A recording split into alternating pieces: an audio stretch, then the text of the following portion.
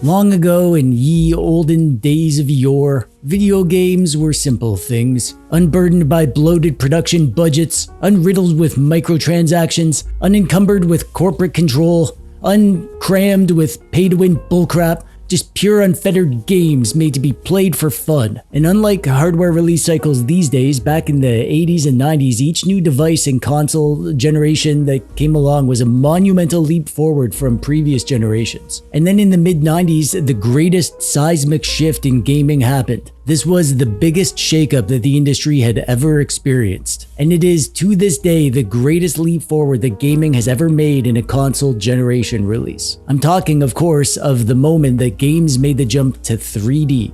So get ready to travel with us, the Dusty Game Society, back to 1996. Grab your pistols and your short shorts and be astonished at the polygonal marvel that is the original Tomb Raider on PS1.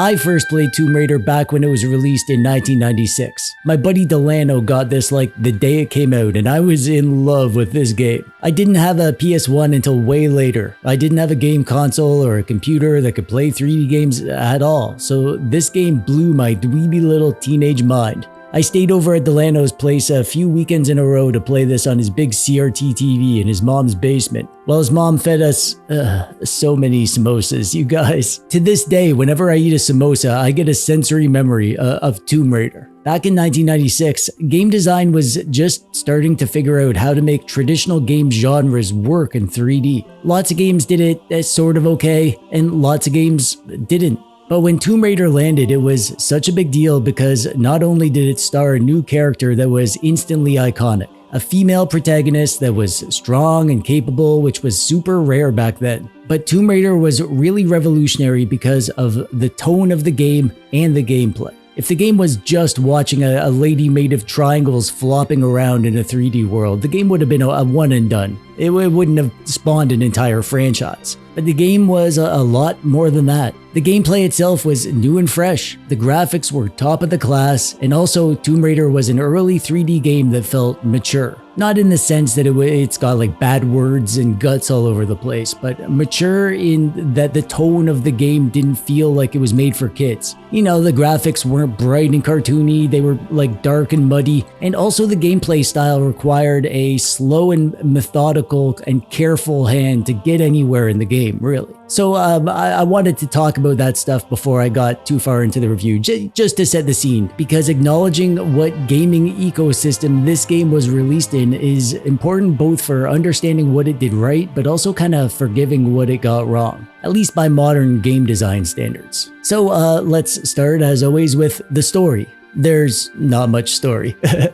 There's a little bit. You're Lara Croft, obviously, a badass millionaire archaeologist lady who lives in a mansion, but the game begins and you're on a mission to find 3 powerful artifacts. You'll explore ancient ruins while dealing with wild animals, supernatural creatures, and encounter villains and uncover a mysterious plot along the way. I won't spoil what little story there is, but it's very bare bones. There's not much there, to be honest. Which is fine, because this isn't a game where the story pulls you through. It's the world itself and the challenging gameplay. In replaying this game, I realized why I never cared much about the story or the structure of the game. Because at any given point, you're like hyper focused on navigating these dangerous levels and learning the game mechanics and physics. That's where the real stuff of the game is. So let's talk about that. If you've played any of the later Tomb Raider games and go back to the first, you might be shocked at how different the gameplay is at the dawn of the series. There is some familiar parts, like back action and exploration, third-person platforming, but Tomb Raider on PS1 is a much cruder version of the later games. It has none of the hand-holding conveniences that make Lara Croft in the later games feel like such a badass. In the original Tomb Raider, you are in control of Lara, and how she moves through the world is entirely up to you. You have complete granular control, and she does nothing outside of the specific movement and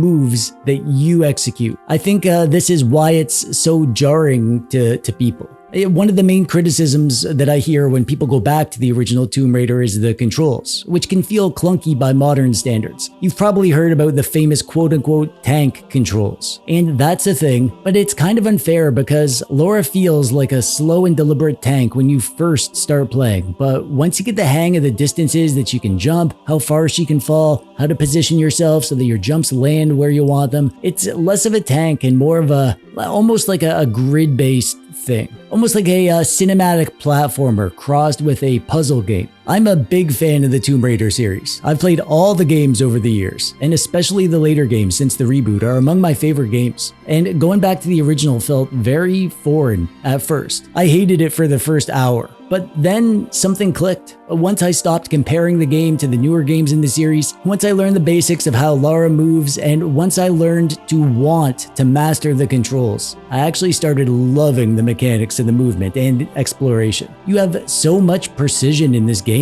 In many ways, you have more control over Lara here than any of the newer games. Lara does exactly what you tell her to do. Nothing more, nothing less. And every single time that something doesn't go the way that you want, it's simply because you didn't plan correctly. Lara's various jumps are perfectly consistent, and you need to learn exactly how far she can leap, how far a ledge can be so that she'll grab it, how many steps back you'll need to take a running jump. You'll need to make use of the walk and the sidestep buttons to get Lara into the exact position that you need her to be in, and even some fun ones like the dive jump, which can lead to some pretty hilarious deaths, and the handstand for Lara to show off her flexibility. The game world is one of my gripes with the game. The levels themselves are pretty long, and there's not much variation within them visual, and even gameplay-wise. You'll be moving from area to area doing basically the same thing in different configurations. However, that's one of the reasons that we go back and play retro games. Not just to enjoy the games for what they are, but to see what the games were like at the dawn of the 3D platformer era. However, there's still a good amount of variety to keep things decently fresh. You navigate Lara through levels set in various exotic locations like the mountains of Peru, ancient Greece, and the pyramids of Egypt. The game begins with relatively straightforward levels that introduce you to basic mechanics like jumping and climbing and shooting, and as the game progresses, the challenges become more and more complex, featuring more intricate puzzles, hidden secrets, and traps that require precise timing and keen observation to not get squished by a boulder or whatever. The game is not shy on giving you really difficult challenges to overcome. It's pretty generous with its save system though, so you don't ever have to start the game over or anything, but I would not begrudge you if you make ample use of the save state function if you're playing this via emulation, because some of these areas can require such precision that you'll end up dying over and over until you get it right. It's seriously satisfying when you do that.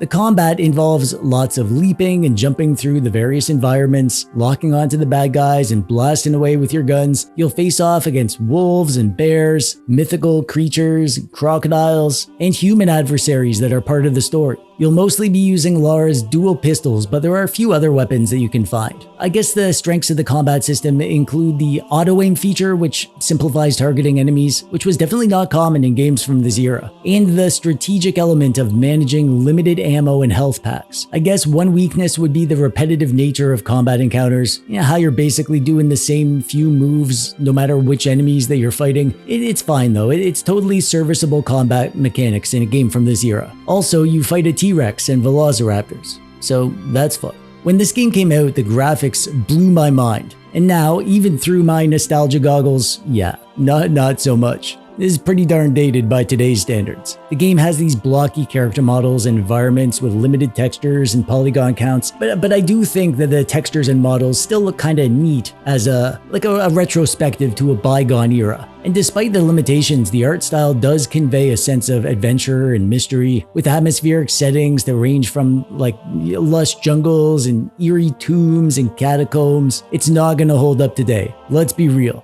But we need to keep in mind the era that it came from and how different it was back then. There's lots here that was never done before, and it's fascinating to look back and see what worked and what didn't. I've loved going back to this game after all these years. I'm not going to say that you'll love it, but if you approach it with the right mindset and a willingness to learn the game's systems and also to experience the game as a piece of gaming history, the dawn of Lara Croft and the jungle and ruin exploring adventure game genre, then you'll probably have a pretty good time with it like I did, even if it's just as a retro gaming tourist. Just, don't look too hard at those polygons. Her eyes are up there.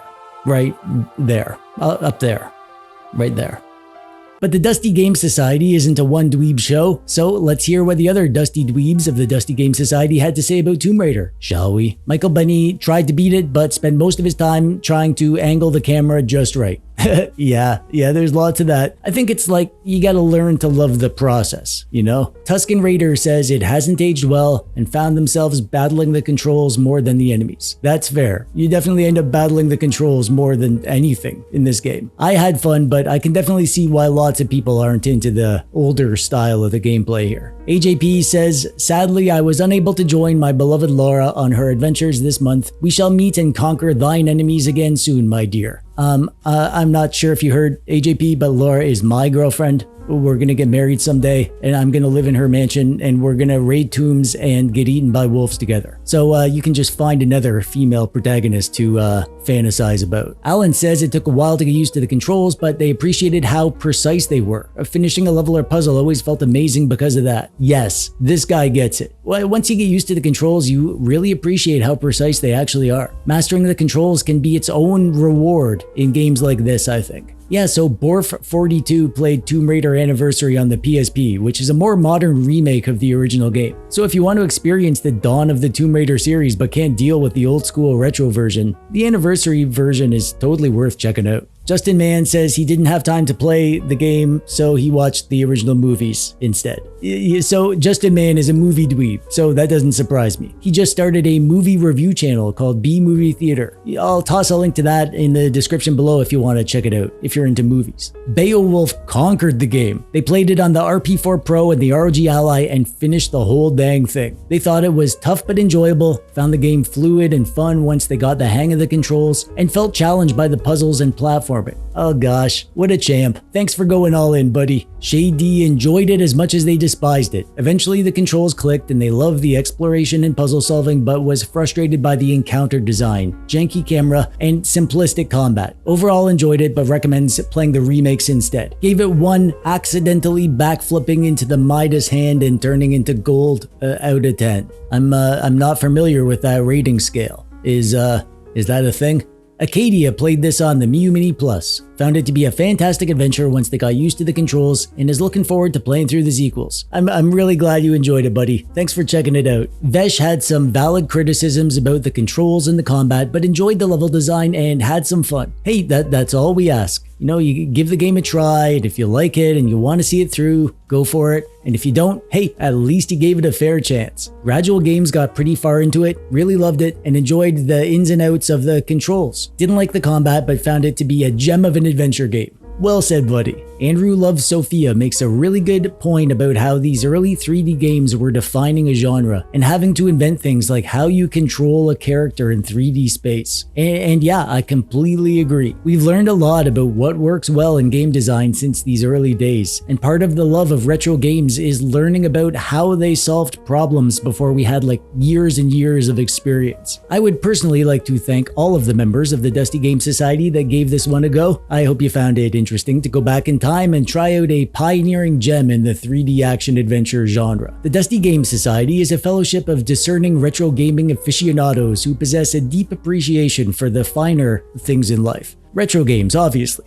Together we delve into the rich history of video games, selecting a new classic each month to explore together, which we talk about all month long. It's like a book club for retro games. But who are these privileged few? Simple, they are my patrons. The DGS is a little perk that I give to those who support the important work that I do. And if you'd like to support your favorite TechDweeb and play some retro games with us and make it into the monthly video review, check out the link in the doodad below. But regardless of whether you throw money at a stranger on the internet, I hope you enjoyed this look at Tomb Raider. I hope you give it a go on your emulation device of choice, and I hope you join us next time on the Dusty Game Society. Until then, stay dusty, my friends.